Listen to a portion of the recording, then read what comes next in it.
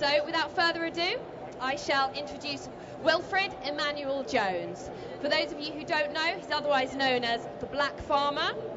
Wilfred has created one of the UK's fastest growing and best loved brands. He's a producer of the award-winning gluten-free sausages and bacon, and the brand has also now expanded into cheeses and chutney, as well as a chic farmware range, which you can see Wilfred's stand just over here. The Black Farmer, just over here, that's Wilfred's latest creation, which is the new chic farmware range, doing very well, I hear.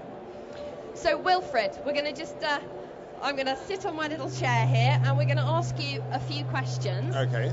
About how you got started in business. You know, where did your inspiration come from? At what point did you realise that, you know, this is something that I can take to the next level, I can actually go out in business on my own? Okay, well, for some of the people in the audience may have heard my speech. I did a seminar about half an hour ago, and I explained how I started my business. But the key message to everybody is that I had a dream. And what I said in that seminar is that unfortunately we live in very, very cynical times and people don't have the courage to dream. So it's very, very difficult to start a successful business if you don't dream about what you want to do and then owning that dream. So that's the first thing.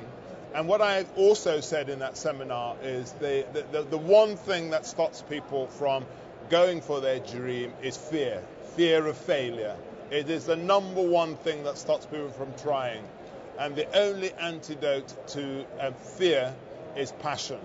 So you've got to make sure you've got something that you're absolutely passionate about. And I always had the passion to have my own farm one day. From the age of 11 was a passion. And it took me some 35 years to get into a position to achieve that dream. But at least I had the dream in the first place. So for me, those are the important things. And did you have any setbacks along the way? Masses and masses of setbacks. I think one of the things about starting a business is that you have to be prepared for failure.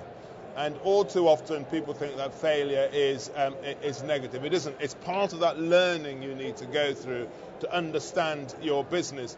And I tell you what, there's nothing like failure that actually teaches you. That's the best form of teaching is failure, because it really does register. You find so many top entrepreneurs, from Donald Trump to many other people, you know, they really have hit rock bottom, they've lost everything, and they've started over and over again. You've got to be able to accept failure as part of the journey.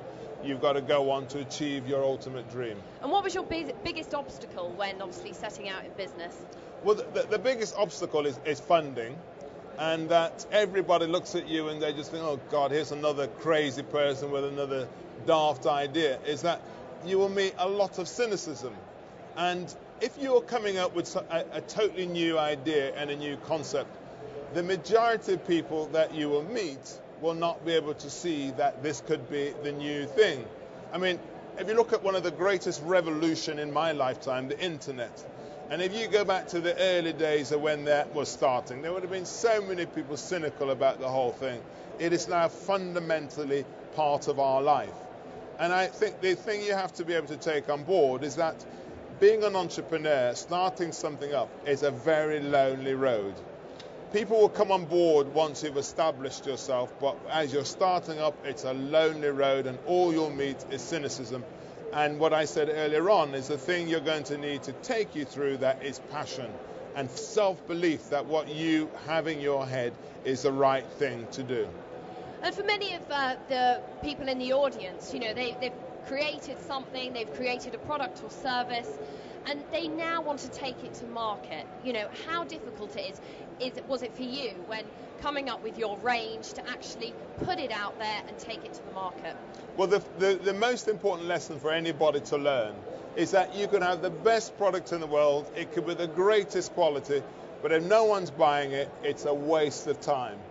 And it's the biggest mistake that a lot of businesses make, is that they focus on getting this wonderful product, but nobody's buying it.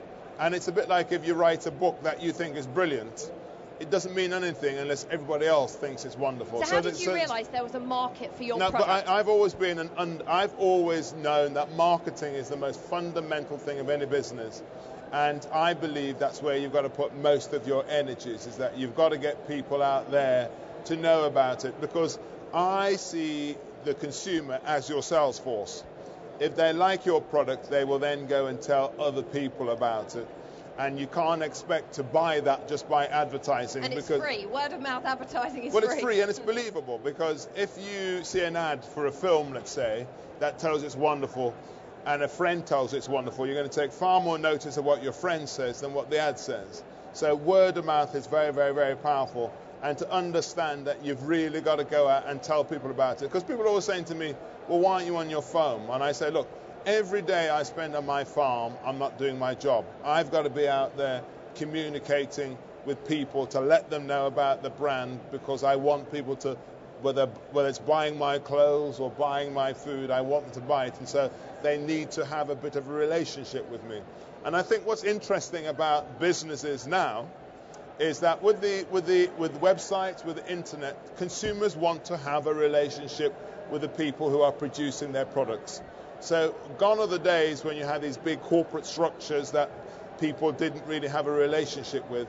What they now want is they want to meet, they want to talk, they want to be able to Facebook you, which you go onto my Black Farmers Facebook, but there's massive communications going on. That is what consumers expect. So when you're planning your businesses for the future, you have to be able to understand that consumers are demanding a lot more from the people that are producing their stuff.